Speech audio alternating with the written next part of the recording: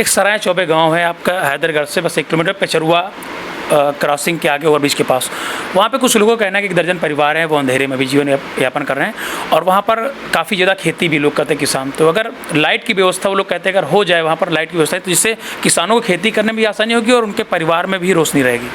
आप लोगों ने देखा होगा 14 के बाद, आप गांव के ही निवासी, हम भी गांव से हैं, यहाँ तक 14 के बाद जिस तरह से पूरे भारत में एक युद्ध स्तर पर बिजली का काम हुआ है और उस समय सर्वे चल रहा था, जिन जिन गाँव का सर्वे हुआ था सभी का काम हो गया है।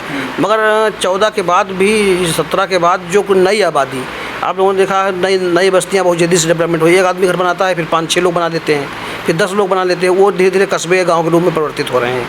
तो ऐसे कस्बे क्षेत्र में हमारे कुछ हैं जिनका मैंने चिन्हीकरण किया है, उस प्रक्रिया में है, उसका प्रस्ताव बिजली विभाग द्वारा चला गया है।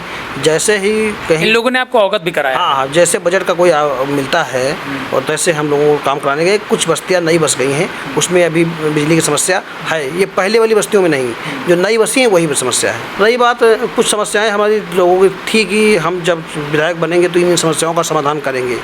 तो सबसे प्रायोरिटी पे था कि हम हैदरगढ़ आते थे तो लोग घंटों फंसे रहते हैं, कहीं ना कहीं जाम की समस्या थी। बहुत बड़े खुशखबरी है कि हमारे जाम की समस्या के हमने एक आवेदन, एक के लिए हम 3 और हमारे मुद्दे थे, औसानेश्वर वाला, पिचरुआ वाला, ये तीनों क्रॉसिंग में जाम की समस्या को ख़त्म किया जाए। एक हमारा ये मंजूर हो गया है, जल्दी से जल्दी।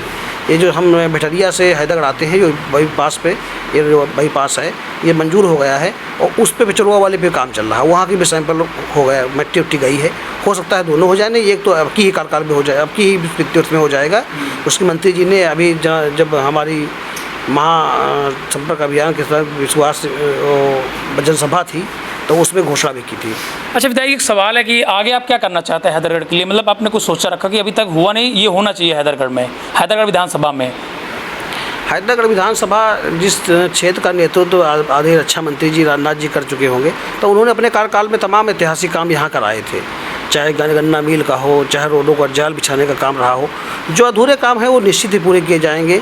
और हमारी सोच है कि हमारे क्षेत्र में एक बढ़िया स्टेडियम बन जाए, जिससे लोग, जो युवा पीढ़ी है, कम से कम खेलने उलने का कोई अगर प्रतिभा निकल कर सामने आती है देश की सेवा करने के लिए, तो उस स्टेडियम से निकल के जाए। तो इसके लिए अंसारी में हमने ज़मीन चिन्हित करा दी है, एसडीएम ने प्रस्ताव बनाकर भेज दिया है। हमको उम्मीद है उसका भी बजट जल्दी से जल्द हमको मिल जाएगा। एक स्टेडियम बनने की प्रक्रिया है। जो हमारी सबसे बड़ा रेलवे क्रॉसिंग की जाम की समस्या थी वो हमारी मंजूर हो गई है 1 साल में। और एक IT कॉलेज और एक महिला विद्यालय के लिए हम लोग पैरवी कर रहे हैं, उनको जल्दी से जल्दी अपने ही कार्यकाल में हम लोग पूर्ण कराएंगे। बड़ा काम होने जा रहा है जो हमारे विधायक बनने के होने जा रहा है। एक फूड पार्क का निर्माण होने जा रहा है। अच्छा। जिसमें पूरे देश की बड़ी बड़ी कंपनियां, यहाँ का जो फूड वाली कंपनियां हैं, जैसे पार्ले बिस्किट है या कोई दूध की फैक्ट्री है, जो भी लोग अपने खाने पीने में इस्तेमाल करने वाली चीज़ें हैं, वो यहाँ पर अपने यहाँ ज़मीन चिन्हित हो रही है हमारी ही विधानसभा में, वो लगने जा रहा प्रक्रिया में।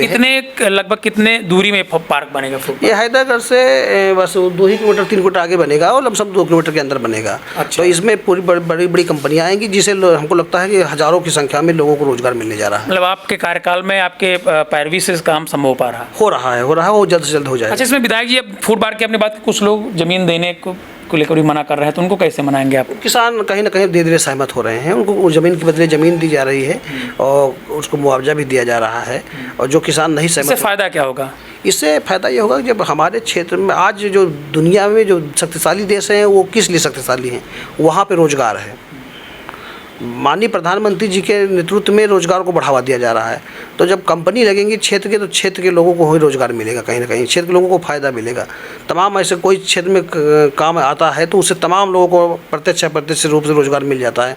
तो हमारी सोच है कि ऐसा फूड पार्क का हमारे क्षेत्र में निर्माण हो, जिससे हमको उम्मीद है कि 10,000 से ज़्यादा युवा हमारे क्षेत्र के उसमें सम्मिलित हो पाएंगे। चलिए बहुत धन्यवाद। तो ये सबसे बड़ी बात है कि फूड पार्क को लेकर विधायक कम से कम 10,000 विधायक ने बताया, लेकिन मानते हैं कि 5,000 से ज़्यादा अधिक युवाओं को जो है रोजगार तो जरूर मिलेगा।